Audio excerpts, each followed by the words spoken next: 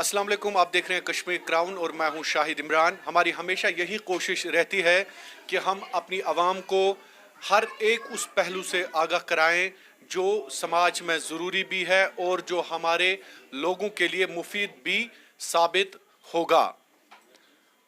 बाकी ख़बरों के साथ साथ हम अपनी आवाम के सेहत का ख्याल भी रख रहे हैं, उनको वक्तन फ़वक्तन उस हवाले से जानकारी भी फराहम कर रहे हैं। आज हमने ये मुनासिब जाना कि सेहत के हवाले से हम डॉक्टर साहब से बात करें और उनसे ये जानें कि डॉक्टर साहब, बोन एंड जॉइंट्स के हवाले से भी लोग इस वक्त अस्पतालों का रुख कर रहे हैं, हॉस्पिटल्स की तरफ जा रहे हैं। आखिरकार आम लोगों की सेहत के हवाले से, बोन्स के हवाले से, जॉइंट्स के हवाले से क्या कुछ आज आप एडवाइस देंगे? हमने आज दावत दी है डॉक्टर मुदस्सिर मलिक, जो इस वक्त bone and joints hospital Srinagar में उनकी पोस्टिंग है। और साथ ही साथ मैं आपको बता दूं कि डॉक्टर मुदस्सिर मलिक एमएस हैं, उन्होंने मास्टर्स किया है सर्जरी में। उन्होंने साथ ही साथ रॉयल जो कॉलेज है इंग्लैंड में, वहाँ पे उनकी मेंबरशिप है। सारी दुनिया घूमे हैं, उनको एजाज़ात से भी नवाजा गया है। हमारे कश्मीर का वो सितारा है जो हमारे पेशेंट्स, हमारे मरीज़ों को इस वक्त अच्छे से इलाज भी कर रहे हैं। डॉक्टर साहब, आपका बहुत बहुत शुक्रिया, आपने हमें आज टाइम दिया, अपना कीमती वक्त। अपने पेशेंट्स को आप देख रहे हैं, आप सोपोर आए हैं और कम से कम हमारे नॉर्थ कश्मीर के पेशेंट्स को भी हफ्ते में आप एक दिन दे रहे हैं यहाँ पे। तो सबसे पहले मैं आपसे ये जानना चाहूँगा डॉक्टर साहब, आपका ताल्लुक़ कहाँ से हैं, आपने अपनी तालीम कहाँ से हासिल की है और आपको कैसे लगा कि मुझे नहीं डॉक्टरी ही करनी है, अपने लोगों का इलाज ही करना है?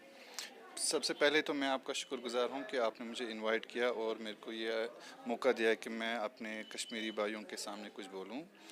जहाँ तक मेरे बैकग्राउंड का ताल्लुक है, मैं बेसिकली श्रीनगर से बिलोंग करता हूँ और मेरी स्कूलिंग भी श्रीनगर से ही हुई है, टेंडल बिस्को स्कूल, आपने उसके बारे में जाना होगा।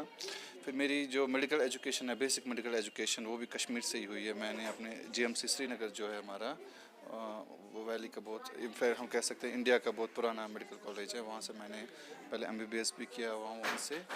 और जैसे आपने फरमाया कि मास्टर्स इन सर्जरी जो होता है, हमारी पोस्ट ग्रेजुएशन डिग्री, वो भी मैंने जीएमसी श्रीनगर से ही दी है।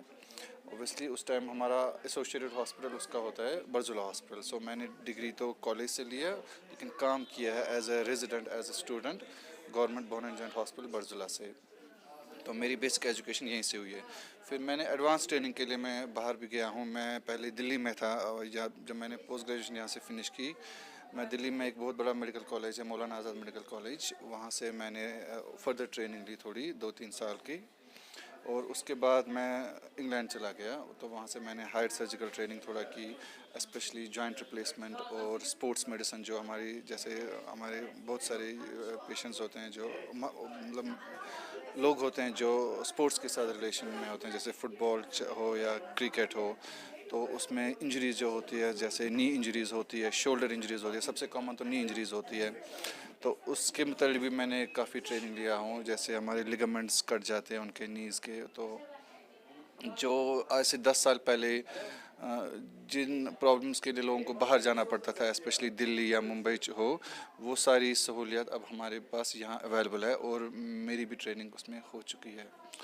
तो मैं शुक्रगुजार हूँ खुदा का, और अपनी फैमिली का भी शुक्रगुजार हूँ कि उन्होंने हर एक स्टेप पे मेरा सपोर्ट किया।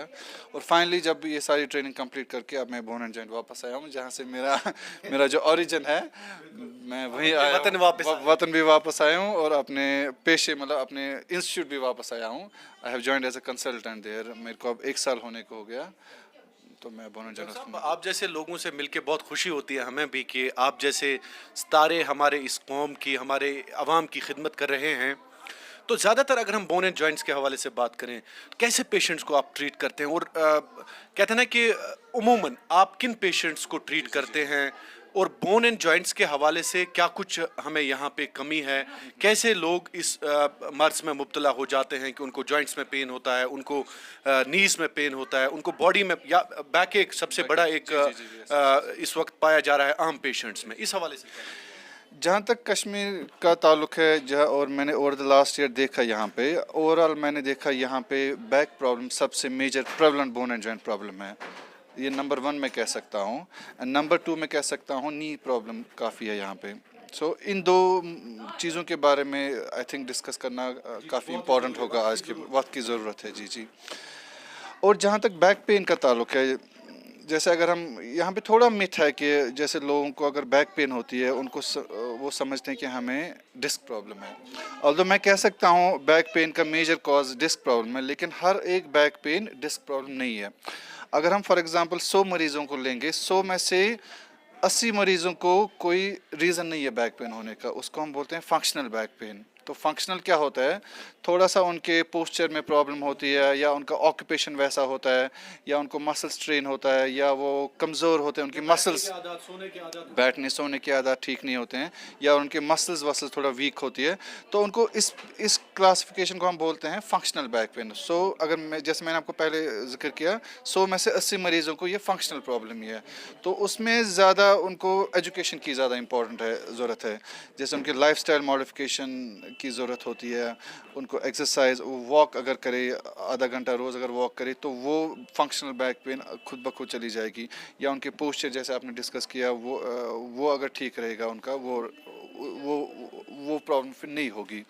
या हम कह सकते हैं कुछ आदत, ख़राब आदत होती है हमारी, मतलब हमारी आदत नहीं कह सकते, हम मजबूर होते हैं वैसे काम। जैसे आजकल की दुनिया में अब कंप्यूटर पे लोग काफ़ी होते हैं। जी जी, मोबाइल का ज़्यादा, बच्चों में स्पेशली मोबाइल का ज़्यादा, तो बच्चों में जो बैक पेन होती है। आपसे बहुत ही ज़रूरी है कि आजकल जो किड्स हैं वो भी अपने माँ बाप से मोबाइल छीन के कभी यूट्यूब, कभी फेसबुक, कभी गेम्स खेलते रहते हैं, तो उससे बच्चों में प्रॉब्लम हो सकती है, क्योंकि सर्वाइकल भी हमने सर्वाइकल पेन जो हमारे रीजन में काफ़ी कॉमन है, वो इसका एक मेन रीज़न ये भी है। तो एजुकेशन की काफ़ी ज़रूरत है हमारे पॉपुलेशन को, कि जो अपनी आदत है ये थोड़ा ठीक रहे, और ज़्यादा दवाइयों की ज़रूरत नहीं पड़ती है इन चीज़ों के लिए। जैसे मैंने देखा, फ्रीक्वेंटली देखा, यहाँ सिंपल बैक के लिए पेशेंट्स डॉक्टर्स चेंज करते रहते हैं। एक हफ्ता एक डॉक्टर के पास जाए, दूसरा हफ्ता दूसरे डॉक्टर के पास। आई थिंक ये भी एक बहुत बड़ी प्रॉब्लम है हमारे समाज में आजकल। मैं कह सकता हूँ उसके बहुत सारे रीज़न हो सकते हैं। मैं I can not tell the details what could be the reason particularly, लेकिन मैं ये कह सकता हूँ कि ये फंक्शनल बैक पेन होती है, तो ये आप किसी भी डॉक्टर के पास चले जाइए, ज़्यादा डिफरेंस नहीं रहती है। बस आपको अपने आदत थोड़ा ठीक करना है, लाइफस्टाइल ठीक करना है, ये चला जाएगा। तो बाकी जो 20% जो हमने छोड़ा, उसमें से मेजर कॉज रहता है डिस्क प्रॉब्लम का। अगर हमने 20 मरीज छोड़ दिया अब 100 में से, उन 20 में जिनको कोई कॉज है बैक पेन का, तो उसमें मेजर कॉज डिस्क का ही रहता है। समझो मे बी 15 मरीजों को डिस्क का ये प्रॉब्लम रहता है। लेकिन डॉक्टर साहब ये पूछना भी बहुत ही जरूरी है, डिस्क डिसलोकेशन जो है ये कैसे होता है? ये भी इसका भी कोई रीजन होगा? बेसिकली डिस्क डिसलोकेशन नहीं होता है। डिस्क हमारे स्पाइन में नॉर्मली होती है, हर एक इंसान को, चाहे वो नॉर्मल हो या जिसको बैक पेन हो, उसको डिस्क रहती है। लेकिन जो ये प्रॉब्लम होती है, इसको हम डिस्क प्रोलैप्स बोलते हैं मेडिकल टर्म में। सो प्रोलैप्स मतलब हुआ है, ये डिस्क अपनी जगह से थोड़ा हट जाती है, जहाँ जो इसकी कन्फाइंड स्पेस नॉर्मली है, उस स्पेस से ये बाहर चली जाती है। तो बाहर जाके ये मेनली स्पाइनल कॉर्ड जो होता है, या नर्व्स जो बैक में होती है, उन पे कंप्रेस करके सिम्टम्स दे देता है। अदरवाइज डिस्क बाहर निकलने से कोई पेन नहीं होगी मरीज़ को, क्योंकि डिस्क एक स्ट्रक्चर जो है जिसकी कोई नर्व सप्लाई नहीं है, जिसकी कोई सेंसेशन नहीं है, उसकी वजह से पेन नहीं होगी। लेकिन जब ये डिस्क बाहर चली जाती है, फिर ये स्पाइनल कॉर्ड या नर्व रूट्स को कंप्रेस करके पेशेंट को सिम्टोमेटिक बना देती है, उसको पेन हो जाती है। वो फिर ज़्यादा पेन बैक में बोलता है, या ज़्यादा पेन टांगों में बोलता है।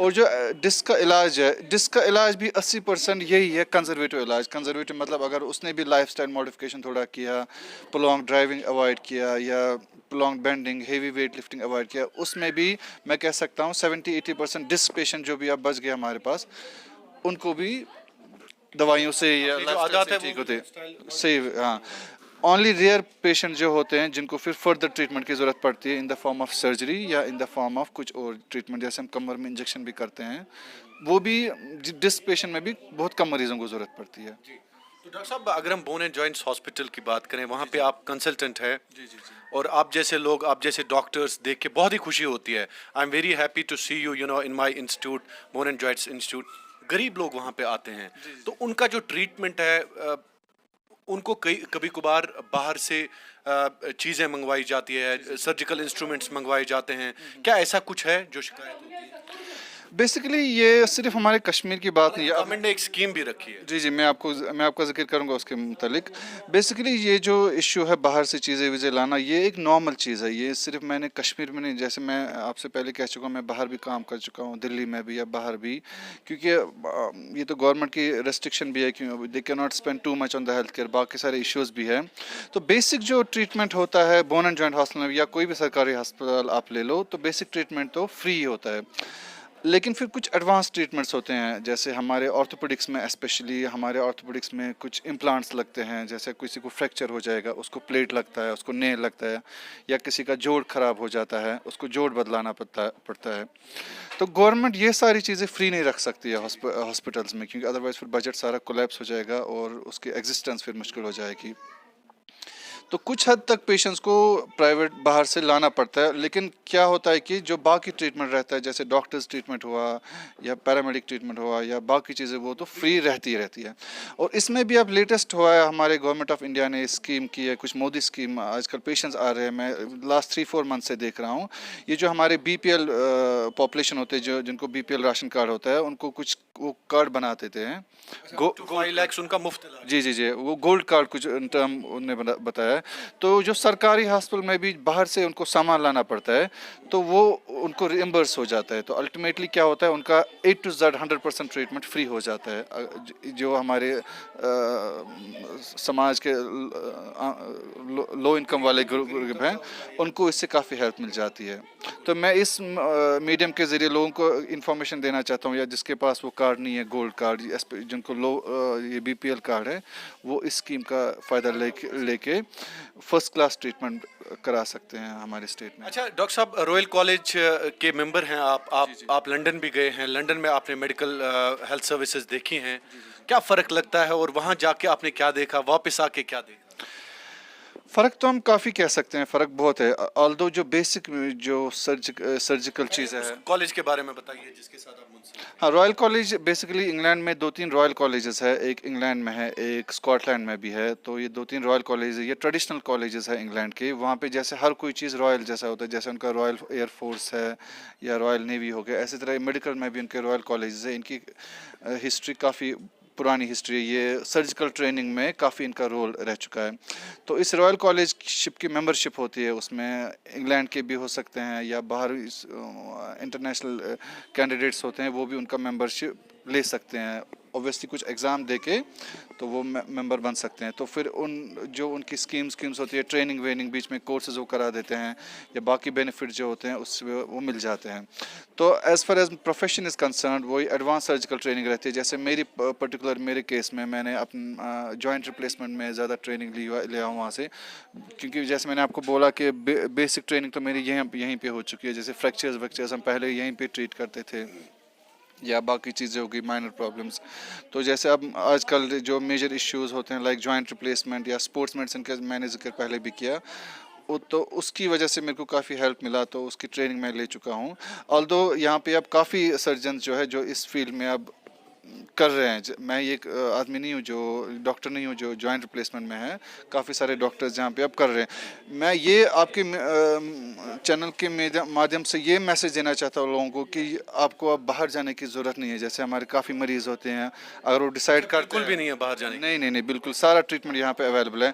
जो बाहर मुल्कों में जो इम्पोर्टेड जॉइंट्स वाइंट्स हम रिप्लेस करते थे, वो अब यहाँ पे अवेलेबल है, और सर्जन्स की भी ट्रेनिंग प्रॉपर है, तो हम इजीली वो यहाँ पे कर लेते हैं अभी। तो मेरे ख्याल से लोग जॉइंट हॉस्पिटल में करते हैं। जी, बोन एंड जॉइंट हॉस्पिटल में भी हम हिप रिप्लेसमेंट करते हैं, नी रिप्लेसमेंट करते हैं, रूटीनली करते हैं, और प्राइवेट सेटअप में भी करते हैं। हर जगह आजकल अवेलेबल है। अब मे बी अभी तो थोड़ा मिथ है लोगों को कि बाहर ज़्यादा अच्छा इलाज होता है, यहाँ अच्छा इलाज नहीं होता है। थोड़ा मैं कह सकता हूँ मिथ है, किसी हद तक ठीक भी है। और अगर कई डिफरेंसेस हम देखेंगे, वो डिफरेंसेस रहती है थोड़ा पेशेंट के कंफर्ट जोन में और पेशेंट की काउंसलिंग जोन में। जैसे मैंने देखा बाहर से आके, मैं कह सकता हूँ थोड़ी हमारी डॉक्टर्स कम्युनिटी में यहाँ पे प्रॉब्लम है कि हम काउंसलिंग थोड़ा कम करते हैं। अगर हम पेशेंट को थोड़ा ज़्यादा एक्सप्लेन करेंगे, उसको थोड़ा और टाइम देंगे, मे बी 5-10 मिनट और देंगे, उसको एक्सप्लेन करेंगे और उसको पूरी सिचुएशन बोलेंगे, सिर्फ फ़ायदा नहीं बोलेंगे, नुकसानात भी बोलेंगे, तो आई थिंक आजकल की दुनिया में एजुकेशन काफ़ी है। तो I think a person can make a decision himself then, तो मुझे क्या करना चाहिए। बाकी आई डोंट थिंक बाहर जाने की अब ज़रूरत है। वो ultimately they land in spending more money, क्योंकि वहाँ पे कमर्शलाइजेशन ज़्यादा है। जैसे अगर हम यहाँ बात करें नी रिप्लेसमेंट, अगर हम यहाँ बोन एंड जॉइंट में कराएंगे तो मैं कह सकता हूँ 80-90 हज़ार तक का खर्चा आएगा। अगर वही ऑपरेशन आप प्राइवेट में करोगे कश्मीर में, मे बी लगभग 1.5 लाख तक का खर्चा आ गया। और अगर यही ऑपरेशन आप दिल्ली करने जाओगे मिनिमम 3-4 लाख का खर्चा। So it is more than double. Doctor साहब, ये सबसे अच्छी बात आपने कही कि हमारे पेशेंट्स जो भी हमें देख रहे हैं कि अब जो नी रिप्लेसमेंट्स या जॉइंट रिप्लेसमेंट्स या स्पोर्ट्स मेडिसिन की मैंने बात की, स्पोर्ट्स में इंजरीज जो होती वहीं है पे लोकली हो रहा है वहाँ वो ये सब कुछ अवेलेबल है, सब कुछ करते हैं यहाँ पे। बोन एंड जॉइंट की बात करो या प्राइवेट की बात करो, हर जगह होता है। तो अच्छी बात है, हमारे पेशेंट्स के लिए अच्छी बात है, हमारे मरीजों के लिए अच्छी बात है। डॉक्टर साहब, टाइम कम होने की वजह से I would love to meet you again on Kashmir crown. Last पे क्या पैगाम देना चाहेंगे आप उन लोगों को जो आपको देख रहे हैं इस वक्त? पैगाम यही देना चाहता हूँ कि ये जो बोन एंड जॉइंट प्रॉब्लम्स है उतना सीरियस इशू नहीं है जैसे कोई हार्ट इशू होता है। उतने डर, हाँ, दिल पे मत लीजिए, ये रोज़ का काम है। जैसे ये मेजॉरिटी जो इश्यूज होते हैं बोन एंड जॉइंट प्रॉब्लम जो होती है वो वेयर एंड टेयर होता है, तो ये कोई सीरियस मसला नहीं है। आप आइए हमारे पास, कोई भी प्रॉब्लम हो बोन एंड जॉइंट में भी आप सारी सर्विसेज अवेलेबल है। या अगर आप गवर्नमेंट सेटअप में नई ट्रीटमेंट कराना चाहते हो तो प्राइवेट सेटअप में भी कश्मीर में आ सकते हो आप, बाहर जाने की बिल्कुल ज़रूरत नहीं है। बहुत बहुत शुक्रिया आपका doctor Mudasir Malik. Thank you for coming to Kashmir. Thanks for inviting me. Thank you. So ये थे डॉक्टर मुदस्सिर मलिक जो जिन्होंने मास्टर्स किया है सर्जरी में, हमारे बोन एंड जॉइंट हॉस्पिटल में एज कंसल्टेंट इस वक्त काम कर रहे हैं, वहाँ पे मरीजों का इलाज कर रहे हैं। सबसे बड़ी बात इन्होंने ये कर रहे हूँ, बाहर जाने की ज़रूरत नहीं है, टनल के उस पार जाने की ज़रूरत नहीं है, इलाज लोकली हो रहा है। आप इनके पास भी जा सकते हैं, इनके हॉस्पिटल जा सकते हैं या मुदस्सिर साहब से फ़ोन पे भी बात कर सकते हैं, क्योंकि ये नई नस्ल का एक नया डॉक्टर है। ये उन ट्रेडिशनल चीज़ों में यकीन नहीं रखते हैं, ये कौम की खिदमत करने के लिए निकले हैं। इसलिए कश्मीर क्राउन की पूरी टीम और as editor of Kashmir crown मैं सलाम पेश करता हूं ऐसे डॉक्टर्स को। बहुत बहुत शुक्रिया आपका कश्मीर क्राउन पर बने रहने के लिए। Please subscribe and don't forget to press the bell icon to get notified whenever we upload a new video.